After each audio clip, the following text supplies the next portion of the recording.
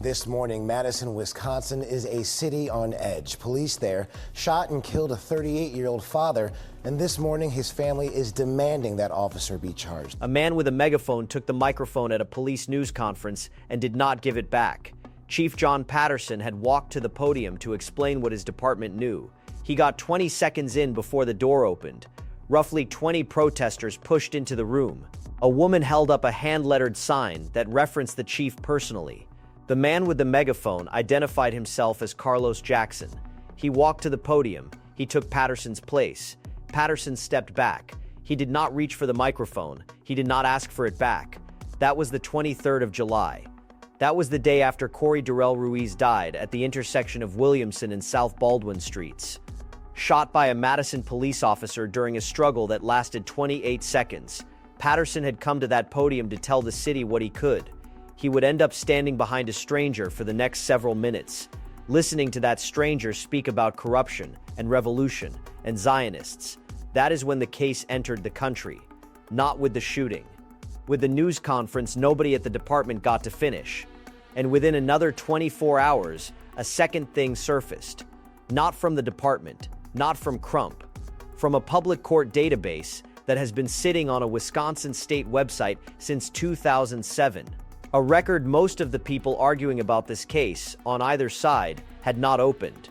At least 22 documented convictions across nearly 2 decades, 12 of them felonies, including 2 felony strangulation convictions, a felony robbery by force, and, this is the number that would sit at the center of every argument that came after, 8 separate convictions specifically for resisting, obstructing, threatening, or injuring police officers. 5 of them involving City of Madison police. 2 Madisons collided that week. The one demanding accountability for a black man killed on a residential street by officers who were not wearing body cameras. And the one that opened the court file and found something the initial coverage had not. So stay with this, because what actually happened in the 28 seconds, what the record actually contains, and what has to move before the state finishes any of it, are the whole shape of where this case sits right now. Before we dive into this, like this video, subscribe to the channel, and in the comments drop the location and the hour you are watching from. It tells us how far this case is actually reaching. He was my love. He loved his daughter. He loved his family. He did not deserve to be taken out like that. They took my baby from me. A BC News verified the footage and marked the timeline to the second. From the moment officers first restrain Ruiz on the ground at the intersection to the moment 3 rounds are fired, 28 seconds. That is the entire encounter. Inside those 28 seconds is what everyone has been fighting about. One officer yells, "He's got a knife." Another officer yells, "Taser, taser, taser." 2 popping sounds, one from each of the officers who fired their devices. The taser does not stop him. Ruiz is on the ground, then trying to stand up, then on the ground again. In one frame, a knife is visible in his right hand. An officer stomps his thigh. 7 seconds after the first warning about the knife, 3 rounds are fired, 2 of them into Ruiz. That 7-second window is what use of force analysts fight over. In policing training, 7 seconds is a substantial interval. It is time enough to reassess. It is also less time than most people watching the video will believe. In a controlled scenario, an officer's response to a produced deadly weapon is trained to be measured in fractions of a second, because the person holding the weapon can close a lethal distance in that same fraction of a second. Whether 7 seconds is enough time for de-escalation in that specific ground struggle, with a taser that failed and an officer already injured, is a question the training literature does not answer cleanly. It is the question DeLacy Davis raised. It is also the question Adrian Allen says already has an answer. The officer who fired is the same officer Ruiz had reportedly injured with the knife during the struggle. Patterson said that at his news conference. He also said the taser had been ineffective. He also said he did not, at that moment, know exactly how the officer had been injured. The officer was later hospitalized and released. Everything that came before those 28 seconds, you also know. The 911 call about someone checking parked vehicle door handles on the Near East Side. The officers responding, Ruiz seeing them and fleeing on a bicycle. the bicycle hitting the pavement at the intersection of Williamson and South Baldwin, 4 officers converging, and then the sequence you have seen, the standing struggle, the taser, the knife, the 3 rounds.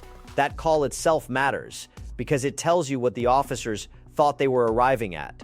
A person checking parked vehicle door handles is a call for suspected auto burglary, a property offense, not a violent one. It is the kind of call Madison officers respond to constantly, and it does not, on its face, come with the expectation of deadly force.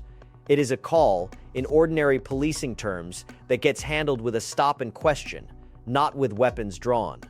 Which is part of why the escalation from that dispatch to the ground struggle at Williamson and South Baldwin has become the subject of the professional argument this update is about to walk into.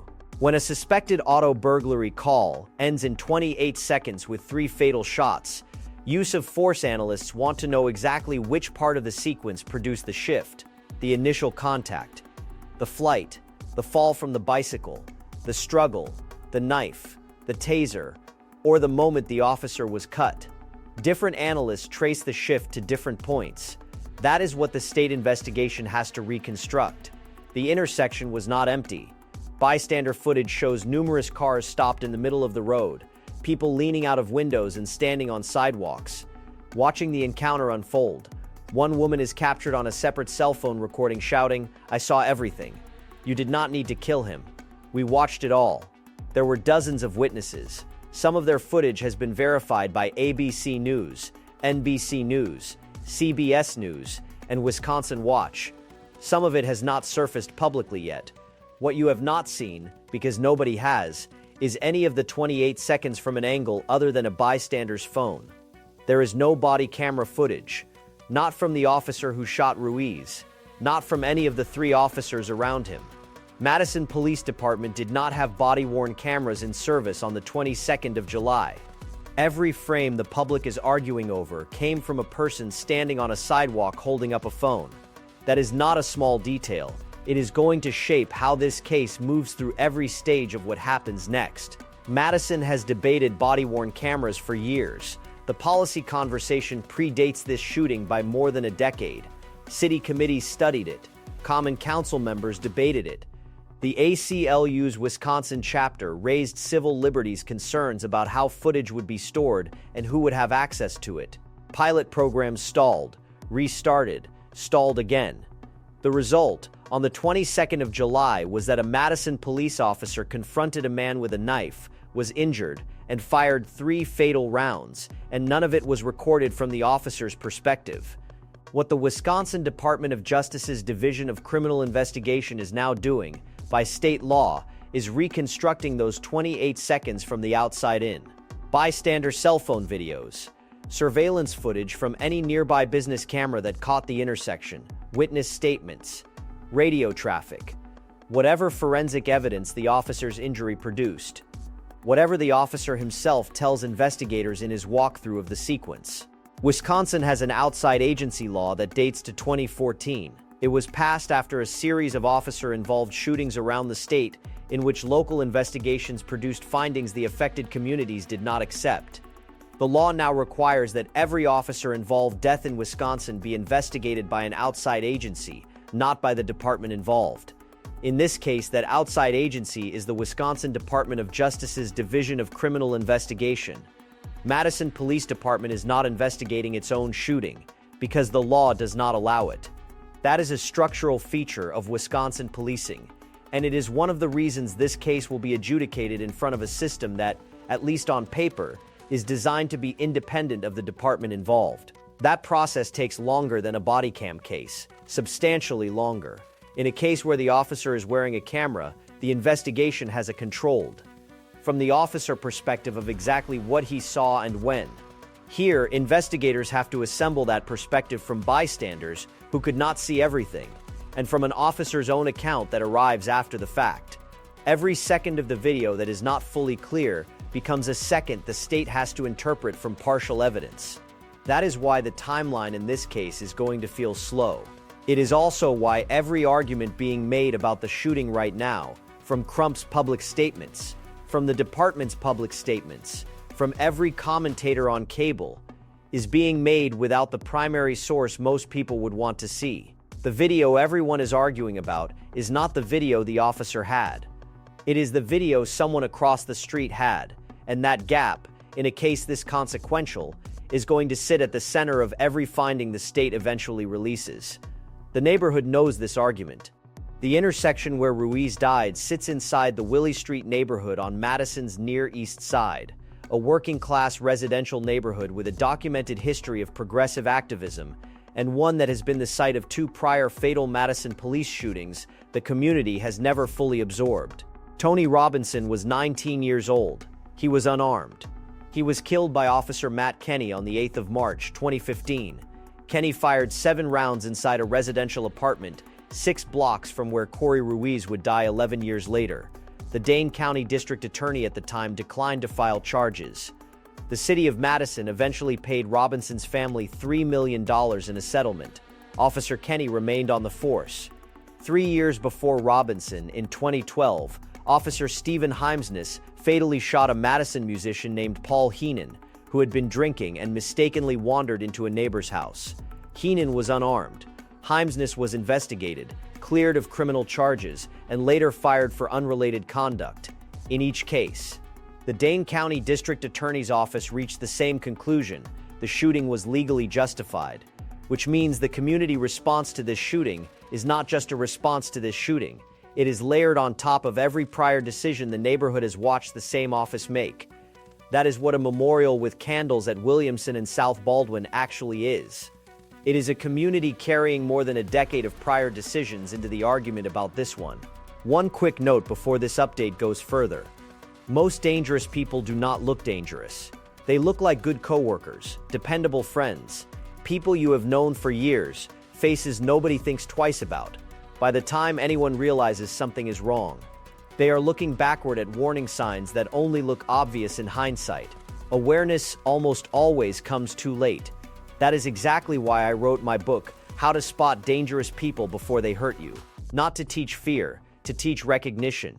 Inside it, you will learn how criminals actually think, the patterns that show up long before anyone acts on them, and the specific behaviors that could save your life or the life of someone you love. And right now, the book is completely free. The link is in the description below. Read it before you ever need it, not after. Now, the 2 readings of the video. There are 2 ways to read the 28 seconds, and both readings are being made in public by people who are qualified to make them. The Milwaukee Journal-Sentinel spoke with 3 use-of-force experts. 2 of them raised concerns.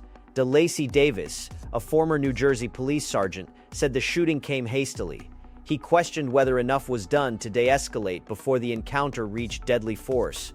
He also raised the position of the officer firing, standing directly over Ruiz, with 2 other officers in and around the line of fire, as a decision that endangered the officers on the scene. His summation: on the record, it does not have to end in death. That is one professional read. The other read is the one Chief Patterson gestured at in his own news conference, and that Republican State Representative Jim Piowarczyk, a former police officer and a co-founder of Wisconsin Right Now, spelled out publicly within 24 hours. Piowarczyk said the chief's account, if accurate, meant the officer was likely justified. Cory Ruiz produced a knife and injured an officer during the struggle. Under Wisconsin law and under standard use of force doctrine, that changes what an officer is allowed to do. Adrian Allen, a former Madison police officer now working in firearms security, took it further in his own public analysis. He said the officers followed the use of force continuum by the book. Hand control. Escalation to a taser when hand control failed. Escalation to deadly force when the taser failed, a weapon was produced, and an officer was cut by that weapon. That sequence, in this reading, is textbook, and the decision to fire, made in the moment by an officer who had just been injured by the person he was trying to arrest, is a decision the law is designed to protect. Neither reading is being made by people watching cable news. Both are being made by professionals with careers in policing and use of force analysis. And both honestly could be right, or one could be right for the wrong reason. That is the whole tension of a case like this, and it is exactly why the state's investigation exists. Crump is on the other side of that argument. He was hired by the family within 24 hours of the shooting and joined a second attorney, B'Ivory LaMarr, in representing them. Crump's public statement about the video was pointed. Cory Ruiz was tased, he said, taken to the ground, and then shot multiple times at close range, including in his face. He said the case has to be examined for excessive force. The family, he said, deserves the truth. The public deserves accountability. Crump has represented families in Wisconsin before. Most famously, he was retained by the family of Jacob Blake after Blake was shot 7 times by a Kenosha officer in 2020, in a case that produced days of protest and a federal review. In that case, the Kenosha County District Attorney declined to file charges against the officer, and no federal charges followed. Crump's involvement in the Ruiz case is, in that sense, arriving into a state whose legal system has, in his professional experience, tended toward clearing officers. Whether that pattern holds here, with a shooting that involved an injured officer and a produced weapon, but also with no body camera footage and an independent monitor's office being blocked from evidence, is the question the family has retained him to press. That statement is going to hang over everything, because the video, as everyone has seen it, does show Ruiz on the ground when the shots were fired, and it does show the officer firing from above into a struggle that was still involving 2 other officers. Whether that meets the legal definition of excessive force, whether the officer's own injury moments before gives him the shield the law is designed to give, is the question the state has to answer. None of that has been answered yet. One pause here for the person underneath the 28 seconds. Not the argument, not the record, not the analysis, just the person. Corey Durell Ruiz, 38 years old. A father, a brother, somebody's whole world. Write his name in the comments below plainly with respect. Let this stay about a person. Now, who he actually was. Corey Durell Ruiz grew up in Madison. He went to Whitehorse Middle School. He went to La Follette High School. He had a childhood friend named Jasmine Brown, who spoke publicly after the shooting and said he was a human. She said people are so quick in cases like this to dehumanize. She said he was more than his rap sheet. She also said plainly that he had his struggles, homelessness, mental health, addiction. She did not sugarcoat it, and by every account, from his family, from his friends, from city officials confirming his status at the time of his death, he was living on the street on the 22nd of July. He had a 13-year-old daughter. She appeared at the vigil at Williamson and South Baldwin the day after her father died, held by family. Her presence has been widely photographed. She is a child. This update is not going to develop her further than that. He had a younger brother who spoke at the same vigil. He thanked the community for showing up. He said the crowd was helping his mother, who was there, who was crying, and who did not want to be there at all. That is his family, on the record, in his brother's own voice.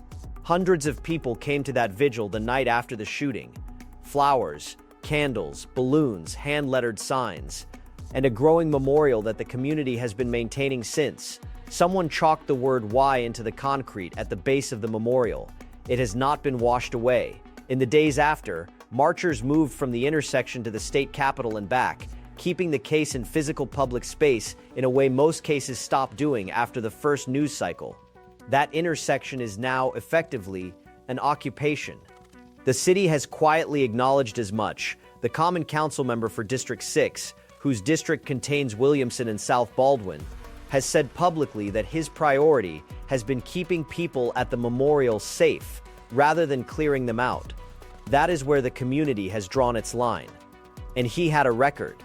That record is what surfaced in the days after the shooting, and it is what has driven the second half of every argument being made about this case. Wisconsin Circuit Court access records go back to 2007. What they contain, year by year, delivered as record and not as verdict. 2007, misdemeanor disorderly conduct. 2009, 2 felony strangulation and suffocation convictions, felony robbery with the use of force. 2013, 2 misdemeanor theft convictions. 2014, felony cocaine possession, felony marijuana possession, misdemeanor battery, misdemeanor theft, felony bail jumping. 2020, 2 misdemeanor disorderly conduct convictions, felony bail jumping, Misdemeanor taking or operating a motor vehicle without the owner's consent. 2021. Felony resisting an officer causing substantial bodily harm.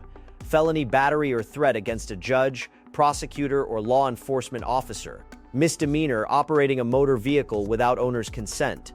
2024. Misdemeanor retail theft. Misdemeanor resisting an officer. Misdemeanor possession of drug paraphernalia. The Wisconsin Right Now review that put the total at 22 convictions was itself a conservative accounting. Other reviews of the same records put the total higher, closer to 40, when misdemeanors and felonies are added together, with 12 of the total being felonies. Wisconsin Department of Corrections records released Ruiz on extended supervision on the 12th of May, 2026, 10 weeks and 2 days before he died. His sister spoke publicly the same week. She said his criminal record should not define him. That is her position.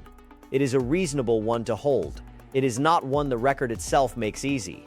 Inside that record is a pattern that matters to how the 28 seconds get read, and Fox 6 News in Milwaukee did the specific accounting that surfaced it. Between 2007 and 2024, Cory Ruiz was charged 9 separate times and convicted 8 times of resisting, obstructing, threatening, or injuring police officers. 8 convictions. 5 of those cases involved City of Madison Police specifically. The others involved Town of Madison, Sun Prairie, Fitchburg, and Wisconsin State Capitol Police. In a 2021 case, 4 City of Madison police officers said Ruiz resisted arrest and threatened them. Prosecutors, in the same year, secured a felony conviction against him for causing substantial bodily harm to an officer during a resisting arrest incident. That is not a background pattern. That is a specific, repeated behavior with police officers, on record, with a felony conviction attached to it for physical injury to a Madison officer 3 years before he was killed. None of that authorized any officer to shoot him. The presumption of innocence in a use of force determination attaches to the officer, not to the deceased's record, and a person's history of resisting arrest does not, on its own, mean the shooting was justified. If the law worked that way, the record itself would be the shield, and the officer's split-second decision would not need to be evaluated at all. The family's own attorney has made this exact point, on the record. B'Ivory LaMarr, one of the attorneys representing the Ruiz family alongside Crump, said publicly that Cory Ruiz's past cases do not answer the central question of whether the deadly police shooting was justified. That is a family attorney saying it, not a defender of the officer. The record, LaMarr's position holds, is a separate document from what happened at that intersection.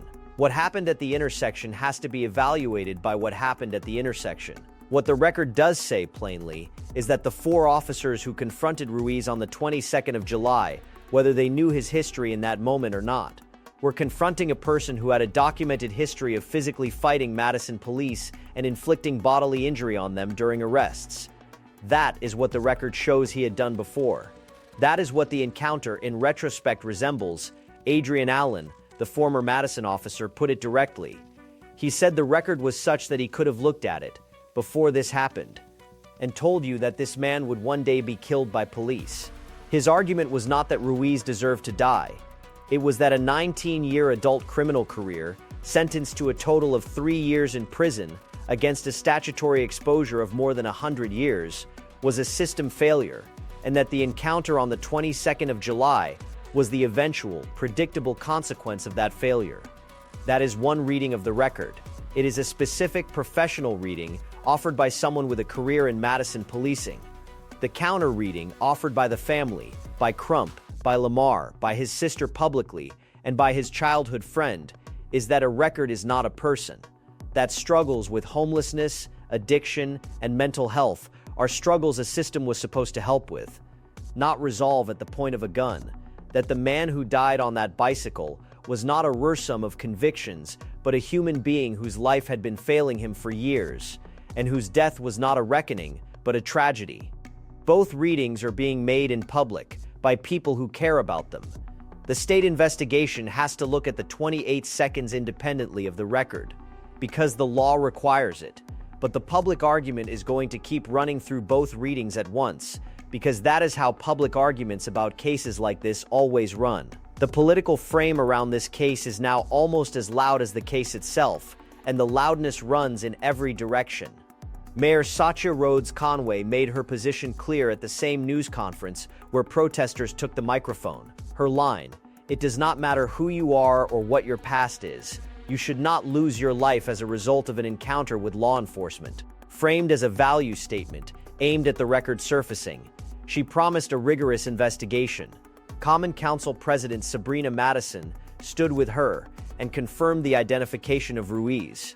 From the other direction, Francesca Hong, a Wisconsin state legislator and, per public reporting, the frontrunner in the Democratic primary for governor, called the shooting an execution. She said it before any evidence had been reviewed. She said it before the state investigation had produced a preliminary finding. She said it in a statement that specifically referenced the Tony Robinson shooting 11 years ago, noting that the killing had happened just a few blocks from the earlier one and just a few blocks from her own campaign office. It is a statement now on the record. From still another direction, Republican State Representative Jim Piero-Vorhek publicly stated he believed the officer was likely justified, based on the chief's account. He is a former police officer himself. His position is on the record too, in a public Facebook post. Between all of those positions, the department is trying to do the ordinary work of an ordinary investigation. 4 officers on administrative leave, as state law requires. The names of the officers withheld while the Wisconsin Department of Justice runs its process. The identity of the officer who fired remaining known only as the veteran officer who had been injured with the knife. Whatever findings the state produces will go to the Dane County District Attorney's Office, which will decide whether charges are warranted. That is the standard sequence. It is what every officer-involved fatality in Wisconsin goes through. It is designed to take the temperature down. Whether it will, in this case, is a question the department, the mayor, the district attorney, and Crump are all watching from different windows. Then there is the piece of accountability infrastructure Madison built specifically for cases like this, the Office of the Independent Monitor. It is supposed to review police shootings on behalf of the public, receive evidence from the department, and make recommendations to the district attorney about whether charges should be filed. That office's own leader, Aramis Glass, said publicly, in the same week the shooting happened, that the Madison Police Department had not yet shared evidence or the officer's identity with her office. Her words, the department and the city were obstructing what the community and the public need to see. When the person whose entire job is independent oversight of police shootings says on the record that the department is not turning over material to her office, that is not a minor complaint. That is the accountability system itself flagging that it is not being fed. The independent monitor's office exists specifically because the ordinary chain of accountability in police shootings had been failing Madison for years. It was created by the Common Council as one of the reforms that came out of the Tony Robinson case. It is supposed to be an outside eye on the department. It reviews shootings. It receives evidence. It can recommend to the district attorney that charges be filed. That entire structure was built in response to the community's demand for the kind of oversight that had not existed before Robinson.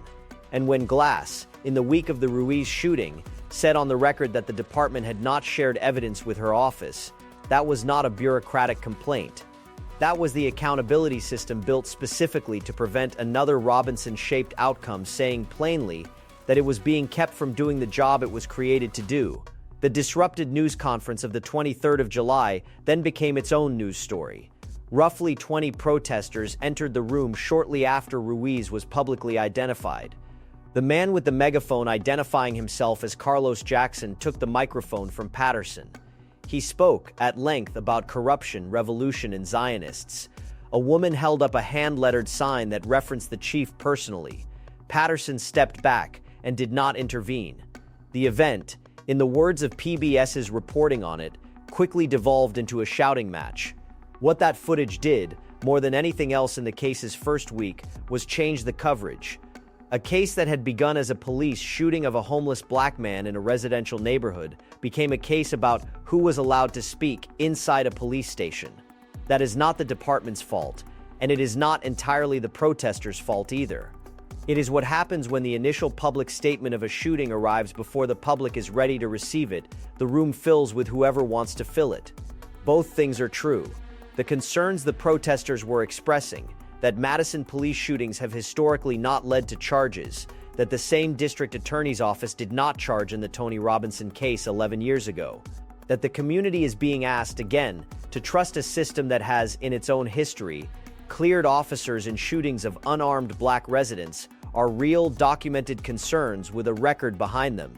And the way those concerns were expressed at that particular news conference made it substantially harder for anyone in the room, or anyone watching the coverage, to hear what Patterson had come to say. Both of those things happened at once. Both belong on the record. So the case sits where it sits. Cory Ruiz is dead. His officer has not been publicly named. 4 officers are on administrative leave. The Wisconsin Department of Justice investigation has no announced timeline. The Dane County District Attorney has not made a charging decision. Crump and LaMarr are representing the family. 2 use of force experts have publicly raised concerns about the shooting. A former Madison officer and a state legislator who was a police officer have publicly defended it. The Independent Monitor has publicly stated the department is not sharing evidence with her office. The record has surfaced and become part of the argument. And the intersection at Williamson and South Baldwin is still an active memorial, with candles that have not gone out and with the word "why" chalked into the concrete. None of that closes the question. All of it is the question, still in the middle of being asked. Around all of it, the memorial, the department, the Wisconsin Department of Justice, the district attorney, the Independent Monitor, is a set of things that have not yet moved. The findings of the state investigation, the formal charging decision, one way or the other, from the Dane County District Attorney, any statement the officer eventually makes through counsel, if he does, any new footage that surfaces from a nearby business or a bystander who has not yet come forward, any independent forensic review Crump commissions, any policy response from the Madison Common Council on the body camera question, any recommendation from the Independent Monitor about charges, if her office is eventually given the evidence it has said it does not yet have, any move by the Police and Fire Commission, which is the only Madison body that can actually discipline or fire an officer once the state process is complete. Every one of those is a shoe that has not yet dropped. And the case sits, as it does, waiting. So what is a case actually made of, 6 days after a police shooting that has already been called an execution by one side and a textbook use of force encounter by the other?